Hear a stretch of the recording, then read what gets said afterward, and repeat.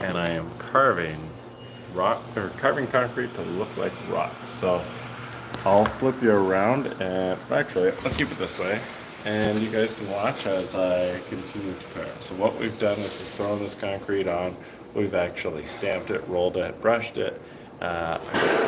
Nicholas over there doing the other side, and around. And what we're doing is this entire cave section. So there's Nicholas right here. He's working on the next section. We've already carved this whole area and this whole area. And now what we're going to do is start carving this section.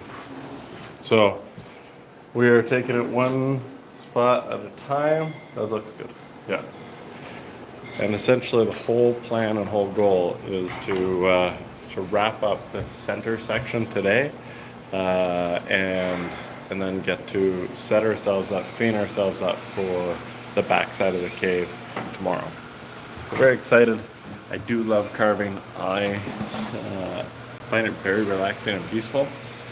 And so what I'm doing, actually let me flip you at this point, because this is the most important. Oh, that's up. What's up? Okay, there we go. So what I'm doing is this part's actually already set, even though it was done today. No longer able to carve. So we have this tunnel over here that we want to maintain pretty smooth. Kids are going to be climbing in and out. And I just want to add a little bit of extra movement to try and mimic the other sides over there.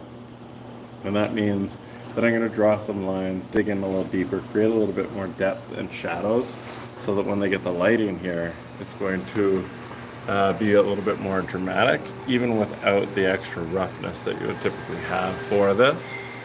What I'm going to do is I'm just like drawing my line in right now. So very lightly, making sure that I have, that I can come back to it if need be. And I see a little bit of texture drawing through here.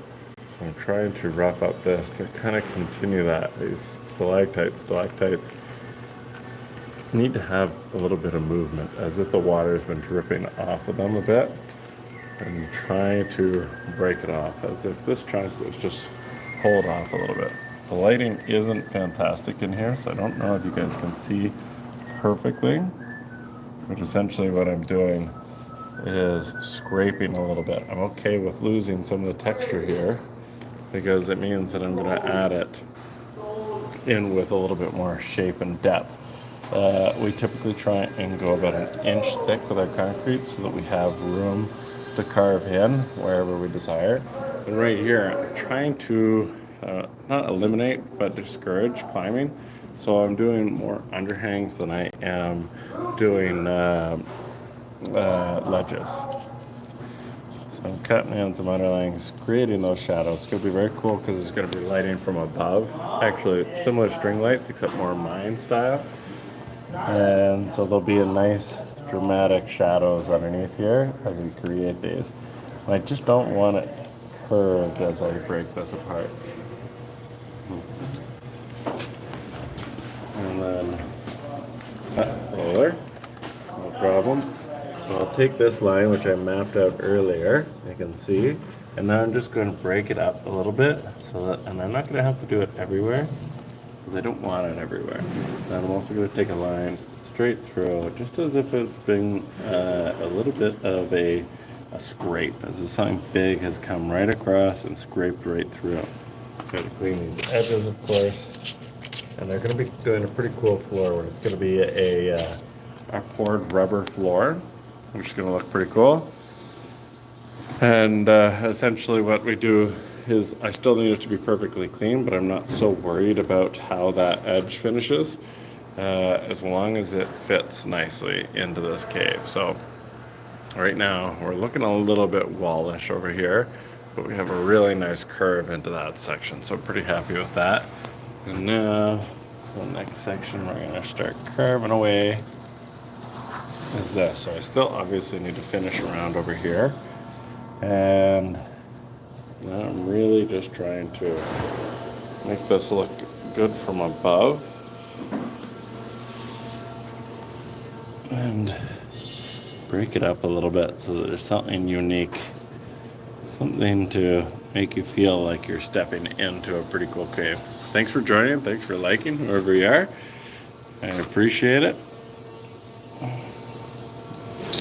We're having a blast here, carving this whole cave. So we finished that arch yesterday, which is pretty fun. I've been working on these today. So every once in a while, I do have to step back to make sure that what I'm doing lines up with everything else. And I need to draw these lines in all the way through. Maybe not on this section, so it breaks it up a little bit. I do need to continue it through here. I'm just using a simple carving knife here. And it's a nice sharp edge on one side. And I can make that go as deep or as shallow as possible. And what I typically do is then take a brush and then I'm breaking off the edges. You can see that it doesn't look like a groove or a carve line. If I groove it, it actually ends up looking really, really bad because it just wouldn't happen in nature. Like grooves are very unlikely. Cuts, breaks are the more common, so those can look good. And Nicholas just finished over to the other side, so let's see what we got there. Looking like a rock. We've covered these because we were doing the whole top here. We were doing all the stalactites.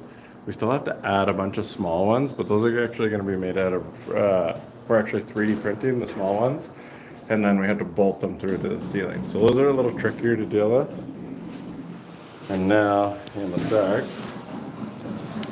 he just finished throwing on a bucket here, and now what I get to do is draw this straight through. So we got a couple lines here. It's still pretty soft, to be honest. And we do try and wait. You know what? He didn't stamp this yet, so let me stamp this. So we take our stamp, which is a mold taken from real rock, and then what we get to do is press this in. Let's see how to make this work.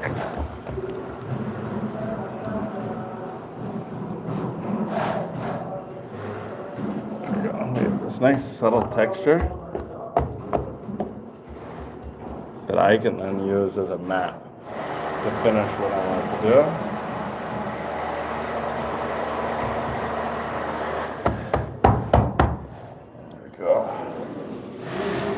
The texture is quite nice. Not too rough where kids are going to be hurting. But we definitely smoothed out this section here, so that was not going to be an issue.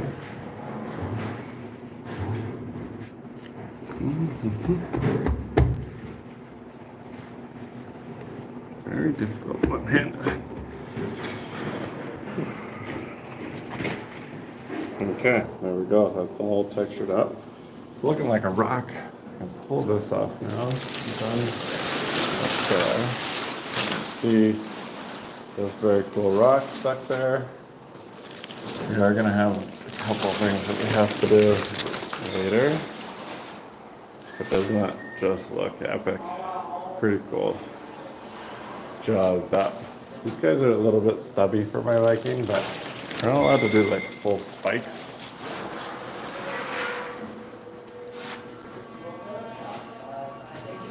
He's having a blast doing this. Once again, smooth on the interior. We're going to have some fun up here. This is the first YouTube live I've done, so I will try and do this more often. Show a couple of live carves. Definitely when I'm painting, I'll be going live a lot more. So you can see how we carved this out. We actually broke the edges. You know, these cool stalactites over here, these cool ones here, and then this, there's actually going to be a lighting strip. Thanks for, hey, Steve, thank you. I really appreciate that you've been supporting the channel and going through our video library. I really, really appreciate it. Hope you are enjoying the content for real. And I am definitely having fun. It is a blast. This is all hand carved. So that was a lot of fun to be able to do something like this. And caves are just a lot of fun. Ceilings are not fun. Like I have this whole ceiling left to do, and I'm very, very much not looking forward to it. you could actually see here is right at the end, right when I was carving, these chunks just fell down. So that's just not fun to do. Ceilings are very, very frustrating, but the end result is just totally immersive. And we have this giant ceiling to do over here. Oh, I appreciate it, Steve. I really, really do. Anyways, these are going to be very, very cool. And then we got the Dino Dig Pit over here, which is totally different. We got shelves embedded, which end up looking pretty damn cool. And then I'll take you for a sneak peek because we finished the stream area over on the other side while I'm waiting for the concrete to set a bit. This is all going to be a giant ice cave. Look like that. And then here we did this pretty cool epic wall. It's looking fantastic. It was a ton of fun to do. It's not shark. Thanks for joining, Mark. It's not shark-free. We actually use a mixture of precast panels. Thank you very much, Silver. So this is a precast panel right here. And then what we do is that we rebar and we'll shoot our fiber coat, and then we will we'll hand do our finish coat. So it's a mixture of it. Then we also roll our fiber coat like this, so that it has 5 times the amount of mechanical bond surface area to work through. And so we have this mixture. It's also thinner, so shotcrete typical like 4 to 6 inches. Ours is our panels are about 3/4 of an inch thick, and then our fiber coat, finish coat, ends up being about 1.5 inches thick. We use very high strength concrete. And part of what we do is that our lath is actually just a form rather than like anything just strength wise. So that because our fiber coat is just so outrageously strong, we don't quite need that. But yeah, the Dino Dig Pit was something that I've never done this type of rock for. The Badlands area. There's going to be a dinosaur there and more rock at the end. We got to have a lot of fun. Yeah, if you ever check out the rest of our channel, you'll see a lot of, we try and show as much as possible of like, especially the panel work. And hopefully from this one on, we're going to be doing a lot more like how-tos of how we do our rock work, how we carve, how we finish coat, how we fiber coat, and how we build our structures, how we put our panels together. There's a fair amount of it on the channel already. Say hello, Eddie. How is that? We're live. Yay! Oh, is that right?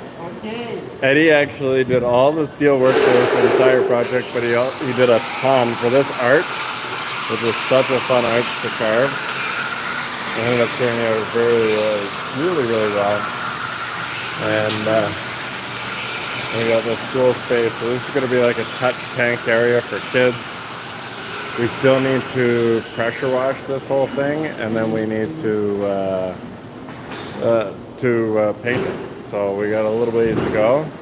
And you can see the discoloration as from the seam.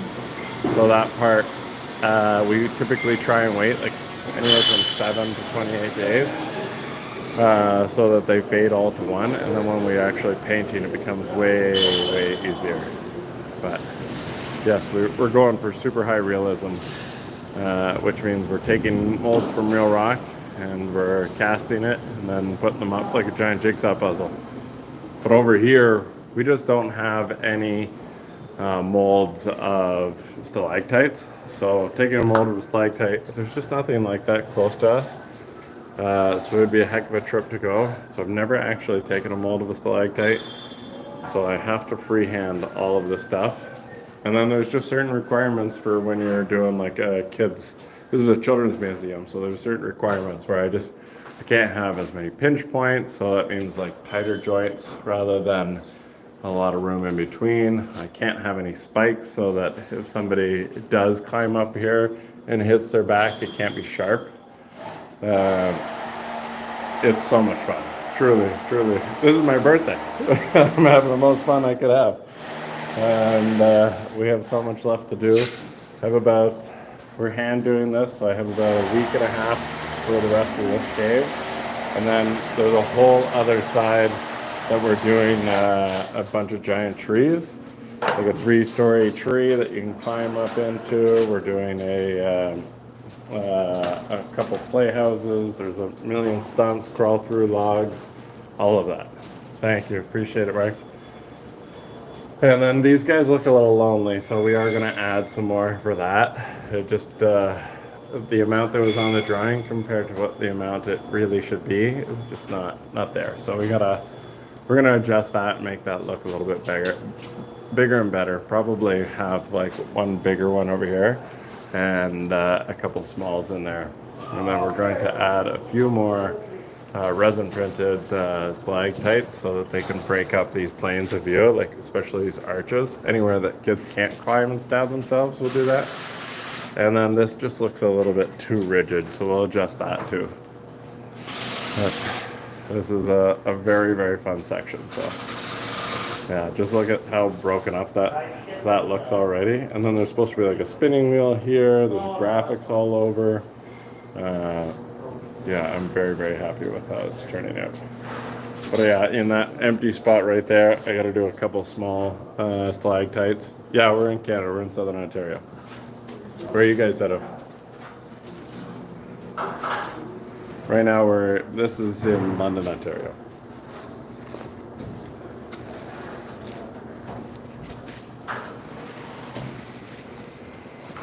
So we're just throwing the mud on right now. This is part of Alberta, cool. I've done some work in Alberta. We did Fort Edmonton, and we did Drumheller Museum there. And I'm bidding on a project, not in Alberta, but just we go all over the place. You left Ontario 2 years ago. Just honestly, Alberta, I get why you would move there. My wife and I have talked about relocating to Alberta. It's beautiful. I heard about Jasper, just the saddest thing ever. I love Jasper. That was my favorite place on earth when we went to visit there 2 years ago. Every vacation we've ever taken has practically been in, I think we've gone to Alberta 3 or 4 times for vacation. Love that place. It's absolutely my favorite.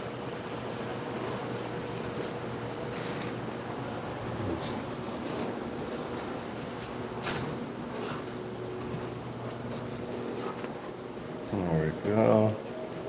Okay, I need to get back to carving. But yeah, join make sure to sub to the channel if you haven't already, and I think you'll see some cool stuff. We're definitely going to have a full video of how we do this cave and how we did the down dig pit, painting, how we did the stream, and how we do the trees. That's going to be it. The trees, honestly, are going to be next level. I truly, like it takes everything out of my willpower not to jump over to the trees. Finish the cave one thing at a time. Anyways, I really appreciate you guys joining today. I'm going to sign off because I got to throw some mud. It's very, very difficult to throw mud and carve and hold the phone. I got to figure out how to do a live stream a little easier. Maybe I can hook up to the GoPro somehow. Anyways, cheers everybody. I really, really appreciate you guys joining on my very first live. So thank you very much. I appreciate the birthday wishes. Have a great day.